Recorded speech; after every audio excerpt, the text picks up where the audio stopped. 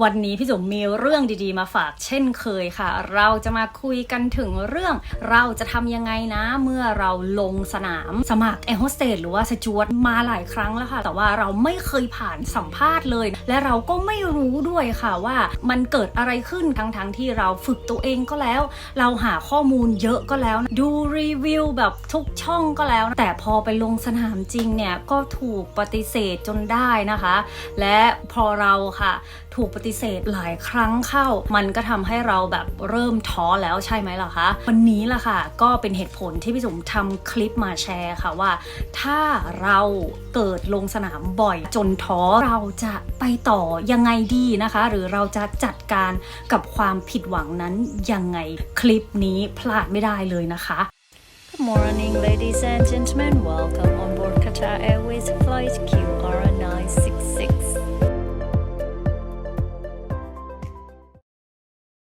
สำหรับคนที่เข้ามาดูพี่จุ๋มคลิปนี้เป็นคลิปแรกนะคะพี่จุ๋มขอแนะนำตัวเองสั้นๆนะพี่ชื่อพี่จุ๋มนะคะเป็นอดีตหัวหน้าแอร์โฮสเตสสายการบิน Qatar Airways แล้วก็มีประสบการณ์ในการทำงานร่วมกับสายการบินทั้งหมด9ปีกว่านะคะช่องนี้ค่ะพี่จุ๋มจะมาแชร์ประสบการณ์ความรู้ต่างๆที่ตัวเองเนี่ยได้เรียนรู้ผ่านการทำงานกับสายการบินใหญ่อย่าง Qatar Airways เนี่ยพี่จุ๋มก็อยากที่จะให้น้องๆได้เรียนรู้เทคนิคแล้วก็วิธีการในการลงสนามสมัครแอร์อย่างถูกต้องเนาะถ้าน้องๆเห็นว่าช่องนี้ค่ะจะเป็นประโยชน์ก็กดไลค์กดแชร์นะคะกด subscribe กดติดตามไว้ได้เลยนะพี่จุ๋มมาลงคลิปดีๆแบบนี้ทุกสัปดาห์เลยถ้าพร้อมแล้วเราไปเริ่มเนื้อหาของวันนี้กันเลยค่ะอย่างแรกเลยค่ะหลังจากที่เราไปลงสนามนะคะแล้วก็ถูกปฏิเสธจากสายการบินมาแล้วเนี่ยและเรารู้สึกผิดหวังนะคะเสียใจหรือว่าเริ่มท้ออย่างหนึ่งเลยที่พี่จุ๋มอยากจะแนะนำให้น้องๆทำก็คือการ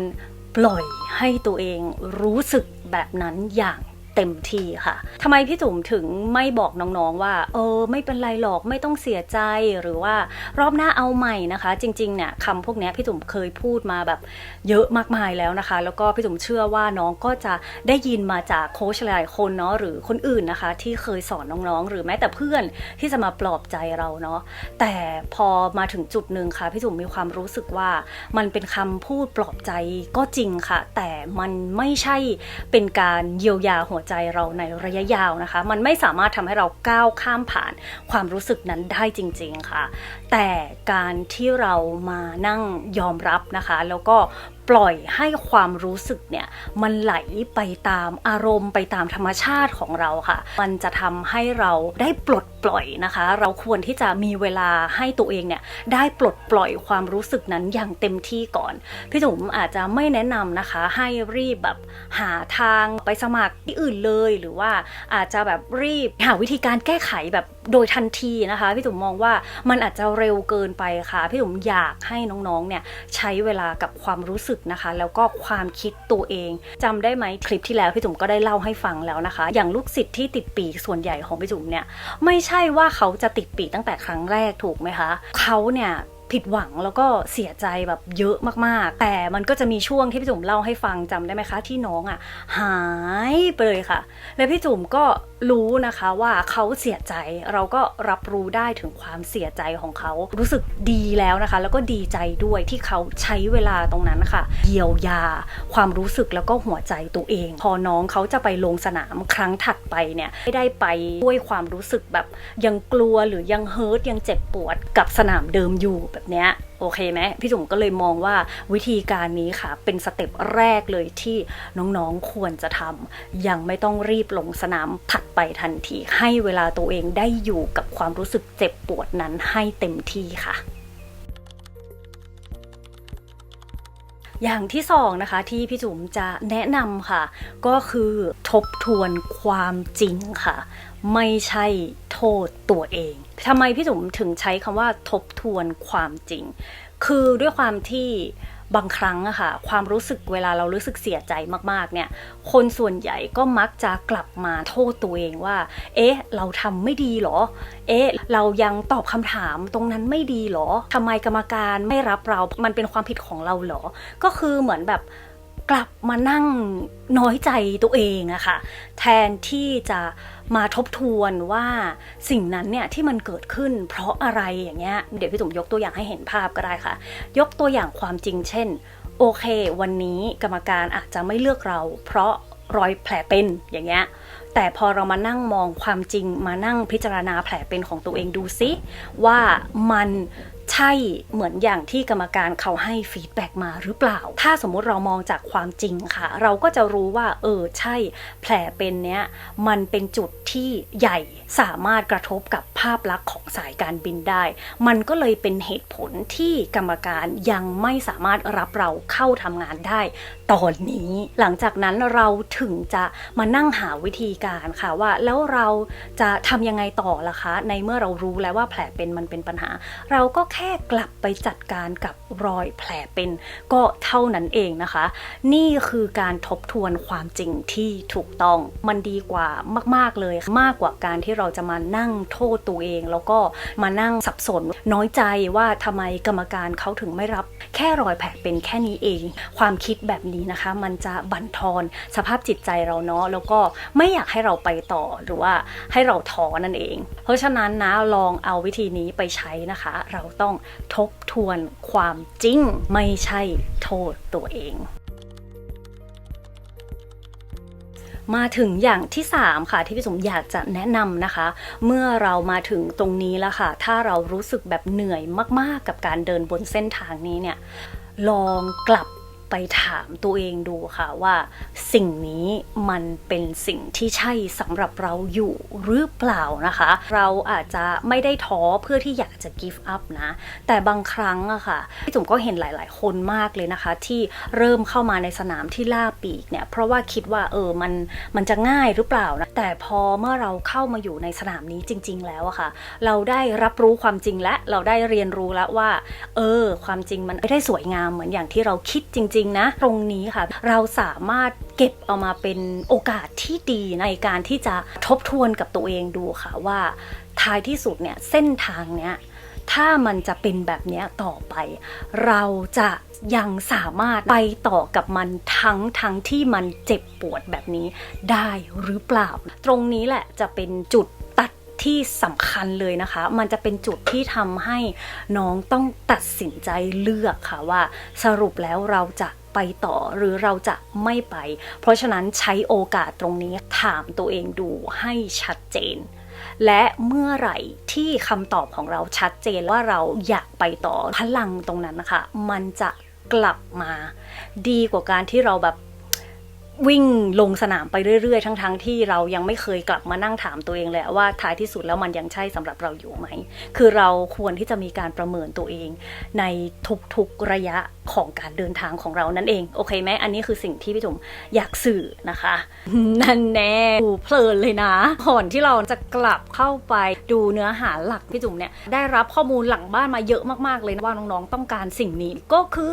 ebook Airlines Interview สำหรับน้องที่ยังไม่มั่นใจในการสัมภาษณ์ไม่รู้เลยว่าจะตอบคำถามกรรมการยังไงให้ตรงจุดไม่รู้ว่าจะตอบยังไงให้กรรมการประทับใจนะพี่จุ๋มมานั่งดูแล้วค่ะปัญหาที่พวกเราเจอกันบ่อยๆเลยนะคะก็คือเราไม่แน่ใจว่าคำตอบของเรามันดีพอหรือยังหรือมันเป็นคำตอบที่ถูกต้องไหมมันจะเป็นคำตอบที่สายการบินอยากที่จะได้ยินจากเราไหมความไม่มั่นใจตรงนี้เองล่ะค่ะทำให้เราไปเกิดอาการช็อตไมค์บ้างแหละพูดไม่ออกบ้างนะหรืออาจจะพูดมากเกินไปจนจับใจความหรือจับประเด็นไม่ได้ปัญหาตรงนี้จะหมดไปเลยนะทุกคนพี่จุ๋มทำ ebook Airlines Interview เล่มนี้นะคะมาเพื่อแก้ปัญหานี้โดยเฉพาะและพี่จุ๋มก็ยังมีตัวอย่างคำถามคำตอบ40คำถามเลยนะที่พี่จุ๋มไปดูและว่าส่วนใหญ่เนี่ยกรรมการถามคำถามไม่พ้นพวกนี้หรอกมันเป็น Airline Industry เนาะเพราะฉะนั้นสิ่งที่พวกเขาต้องการที่จะวัดพวกเรามันไม่หนีไปมากกว่านี้นะคะแล้วก็ยังมีอีก50 in-flight scenario สถานการณ์บนไฟลท์ต่างๆที่มันจะเกิดขึ้นและไม่พอเท่านั้นทุกคนจุ่มรวบรวมสถานการณ์จาก Qatar Airways มาอีก14สถานการณ์ที่พี่จุ๋มเจอแบบทุกวันแล้วเราจะต้องแก้นะคะทั้งหมดทั้งมวลนี้ค่ะพี่จุ๋มได้รวบรวมเป็นแนวทางการตอบคำถามเป็นสไตล์พี่จุ๋มเองใครที่ไม่รู้จะตอบอะไรยังไงใช้ตรงนี้ไปเป็นไกด์ไลน์เอามาปรับเป็นแนวคำตอบของตัวเองได้เลยหรือถ้าใครอยากที่จะมีคำตอบเป็นของตัวเองจริงๆนะอยาก ให้กรรมการเห็นว่าเราแบบออเทนติกเป็นตัวจริงจุ๋มก็มี5 framework วิธีการหาคำตอบด้วยตัวเองให้กรรมการเห็นได้ชัดเจนแล้วว่าคนนี้แหละคือตัวจริงใครนะที่ติดปัญหาเรื่องนี้จุ๋มแนะนำนะดีมากๆเลยเป็นอีบุ๊กนะคะสามารถดาวน์โหลดเก็บไว้ในเครื่องได้เลยเอาไปอ่านที่ไหนก็ได้ในรถไฟฟ้าก็ได้ตอนรถติดก็ได้ตอนพักทำงานก็เอาหนังสือของพี่จุ๋มนะขึ้นมาอ่านขึ้นมาพัฒนาตัวเองปรับความคิดปรับ mindset มาเตรียมตัวสัมภาษณ์งานกับสายการบินไปได้เลยวันนี้พร้อมแล้วนะทุกคนสั่งซื้อได้เลยที่ลิงก์หน้าโปรไฟล์หรือว่าใต้ description ของคลิปนี้และวันนี้พี่จุ๋มมีโปรโมชั่นพิเศษมากๆเลยนะคะสำหรับคนที่ดูคลิปนี้มีสปินวงล้อรับโค้ดส่วนลดตั้งแต่50 บาทจนถึง300 บาทเลยทุกคนแต่ละโค้ดแต่ละใบมันมีจำนวนไม่เท่ากันนะรีบไปหมุนแล้วก็รีบไปใช้โค้ดได้เลยถ้าโค้ดไหนใช้ไม่ได้แปลว่าหมดแล้วหมดเลยใครที่อยากเป็นตัวจริงในวันสัมภาษณ์วันนี้เริ่มได้เลยนะจ๊ะไปกดสั่งซื้อกันได้เลยจ้ามาถึงอย่างที่ 4กันบ้างค่ะสิ่งที่พี่จุ๋มอยากจะแนะนำเลยนะคะแล้วก็วิธีการนี้เนี่ยมันเวิร์กมากๆเลยแล้วก็พี่จุ๋มนะคะก็ได้แชร์ไปในอีเมลหลายฉบับเลยนะคะถ้าใครมีอีเมลลิสต์ของพี่จุ๋มนะคะก็อาจจะได้เจอประโยคนี้บ่อยๆนะคะพี่จุ๋มมักจะให้ reframe ค่ะ reframe ความคิดนะคะหรือว่าแปลความหมายของการที่เราถูกปฏิเสธหรือว่าความผิดหวังนั้นใหม่ค่ะยังไงนะคะเรานะคะก็อาจจะ reframe ค่ะเช่นฉันถูกปฏิเสธเท่ากับทางอ้อมสู่เป้าหมายพี่จุ๋มเนี่ยสมัยก่อนนะคะเคยเป็นคนที่แบบเกลียดการถูกปฏิเสธมากๆค่ะเราจะรู้สึกแบบไม่ชอบเลยอะทำไมมันไม่เป็นไปอย่างที่เราต้องการมารู้สึกแบบแย่มารู้สึกเสียใจโกรธฝ่ายตรงข้ามนะคะว่าทำไมเธอถึงแบบไม่เห็นคุณค่าฉันหรือว่าทำไมเธอถึงไม่เข้าใจแล้วก็ไม่สามารถให้สิ่งที่ฉันต้องการได้อะพี่จุ๋มเคยเป็นคนที่รู้สึกแบบนี้และทุกครั้งที่ถูกปฏิเสธค่ะก็จะมาแบบนั่งโทษตัวเองฉันไม่ดีหรอหรือฉันไม่คู่ควรกับสิ่งนี้ที่จุ๋มก็ได้เรียนรู้ผ่านการผิดหวังซ้ำๆนี่แหละค่ะจนเราได้มารู้หลักการในการรักตัวเองอย่างเต็มที่แล้วนะคะหรือว่าเห็นคุณค่ากันอย่างเต็มที่แล้วเนี่ยพี่จุ๋มก็ได้ค้นพบค่ะว่าจริงๆแล้วการที่เราเป็นแบบนั้นเพราะว่าเราเอาคุณค่าของตัวเองค่ะไปอยู่กับการถูกปฏิเสธเพราะฉะนั้นค่ะการปรับความคิดของเราหรือปรับ mindset เราให้เปลี่ยนซะว่าการถูกปฏิเสธอะค่ะจะเป็นหนทางที่ทำให้เราเจอสิ่งที่ดีขึ้นหลังจากที่เราเปลี่ยนความคิดเนี่ยพี่จุ๋มก็กลายเป็นคนที่รู้เลยว่าถ้าถูกปฏิเสธจากสิ่งนี้เมื่อไหร่นะคะหรือจากคนคนนี้เมื่อไหร่พี่จุ๋มก็จะมักจะได้รับสิ่งที่ดีกว่าเสมอเลยนะคะเพราะฉะนั้นน้องๆลองเอาเทคนิคนี้ไปทำกับตัวเองดูมาถึงอย่างที่ 5กันบ้างค่ะวิธีการนี้ก็สำคัญนะคะดีเหมือนกันนะคือเราควรค่ะที่จะอยู่ในคอมมูนิตี้ที่เข้าใจเราค่ะคอมมูนิตี้เนี่ยสำคัญยังไง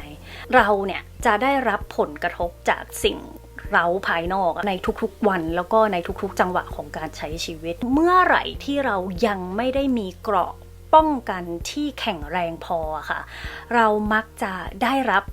พลังงานหรือว่าความคิดนะคะหรือว่าได้รับสิ่งลบๆเนี่ยมาจากคนภายนอกเนี่ยเยอะมากๆนะคะโดยเฉพาะถ้าคนเหล่านั้นนะคะไม่เข้าใจว่าเรากำลังทำอะไรอยู่ฟีลประมาณแบบเธอจะไปสมัครแอร์หรอกว่าจะสมัครสายการบินนั้นได้มันยากนะแกแกอยากติดปีกตั้งสายการบินนี้เลยเหรอคือฉันได้ยินมาว่ามันยากมากนะเขาแบบไม่รับคนไทยนะเขาไม่รับคนอ้วนนะหรือเขาแบบไม่รับคนที่ไม่มีประสบการณ์นะจริงๆแล้วคนใกล้ตัวเขาไม่ได้ตั้งใจที่เขาจะบั่นทอนเรานะเพียงแต่ว่าเขาจะมีความคิดเห็นส่วนตัวของเขาค่ะที่เราก็ไม่สามารถไปควบคุมเขาได้ไงพ่อแม่ที่เขาไม่อยากให้เราทำสำหรับน้องที่มีปัญหากับครอบครัวนะคะก็ไม่ได้แปลว่าเขาไม่ได้อยากให้เรามีความสุขก็ได้ค่ะแต่มันอาจจะด้วยความเป็นห่วงของเขามากกว่าที่ถ้าเราไปอยู่ไกลเขาอาจจะดูแลเราไม่ได้แล้วถ้าเกิดมีอะไรเกิดขึ้นกับเราเขาก็อาจจะกลายเป็นคนที่โทษตัวเอง ไปแบบตลอดเลยมันก็เลยเป็นเหตุผลที่เขาห้ามเรามากกว่าแบบนี้นึกออกไหมลูกมันเป็นเรื่องที่เราหลีกเลี่ยงไม่ได้นะคะเราก็จะยิ่งมีความรู้สึกว่ามันบั่นทอนนะคะแล้วการที่เราเดินทางในเส้นทางเนี้ยอย่างโดดเดี่ยวเนี่ยพี่จุ๋มบอกเลยว่า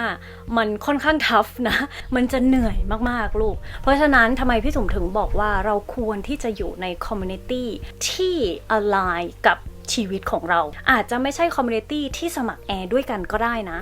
อาจจะเป็นกลุ่มเพื่อนที่เขาต้องการที่จะเดินตามความฝันเหมือนกันนะเป็นกลุ่มเพื่อนที่ฉันอะมีฝันอยากเป็นหมอฉันมีฝันอยากเป็นนักธุรกิจหรือฉันมีฝันอยากที่จะเป็นลูกเรืออย่างเงี้ยลูกคนแบบนี้อะค่ะเขาจะเข้าใจเมื่อไหร่ก็ตามที่เราพูดเรื่องของ passion ว่าฉันอยากทำสิ่งนี้การที่เราอยู่ใน community ที่เข้าใจเราจะมีแรงพลังมีแรงเดินในการเดินต่อนะคะแล้วก็ไม่ได้รู้สึกว่าชีวิตนี้โดดเดี่ยวถึงแม้จะลงสนามคนเดียวก็ไม่รู้สึกโดดเดี่ยวค่ะสรุปนะคะสิ่งที่พี่จุ๋มแชร์ให้กับน้องๆวันนี้เนาะก็หวังว่าน้องๆนะคะจะเอาตรงนี้เนี่ยไปปรับใช้กับตัวเองได้นะถ้าใครนะคะยังมีความรู้สึกว่าหนูยังติดปัญหาหลายๆอย่างเลยค่ะดูคลิปสั้นๆของพี่จุ๋มเนี่ยก็ยังไม่สามารถแก้ปัญหาให้หนูได้แบบ 100% นะคะพี่จุ๋มก็มีคอร์สเรียนนะคะ Airline Ambassador Blueprint เนาะแล้วก็มีคอมมูนิตี้ด้วยนะคะพี่จุ๋มกำลังสร้างคอมมูนิตี้ที่จะเป็นเว็บไซต์ของพี่จุ๋มอย่างจริงจังนะตอนนี้เนี่ยน้องๆที่เข้ามาเจอปัญหาแล้วว่าไปเจอพี่จุ๋มจาก TikTok บ้างเจอพี่จุ๋มจาก YouTube บ้างมีไลน์ของพี่จุ๋มก็จริงแต่ว่าตามพี่จุ๋มยากจังเลยพี่จุ๋มก็เลยนะตัดสินใจทำเว็บไซต์เนาะแต่ตอนนี้กำลังพัฒนาอยู่นะเป็นเว็บไซต์เวอร์ชันที่ไม่ใช่ทุกวันนี้ที่น้องๆเข้าไปดูนะเป็นเว็บไซต์เต็มรูปแบบอะค่ะคือเราจะทำให้ตรงนั้นเนี่ยเป็นระบบการเรียนการสอนแบบจริงจังที่จะสามารถเข้ามาเช็คตัวเองได้ในโมดูลที่เราเรียนไปแต่ละสเต็ปนะคะแล้วก็พี่จุ๋มก็จะมีคอมมูนิตี้ที่สร้างอยู่ในเว็บไซต์นั้นด้วยถ้าสมมติว่าน้องๆนะคะเข้ามาเรียนแล้วเนี่ยเราก็สามารถคุยกันค่ะในคอมมูนิตี้ในคอมเมนต์ในใต้คลิปหรือในแชทนะคะพี่จุ๋มก็จะอยู่ตรงนั้นเป็นฐานให้น้องๆเลยเมื่อไหร่ที่น้องรู้สึกหลงทางอ่ะก็จะได้รู้เลยค่ะว่า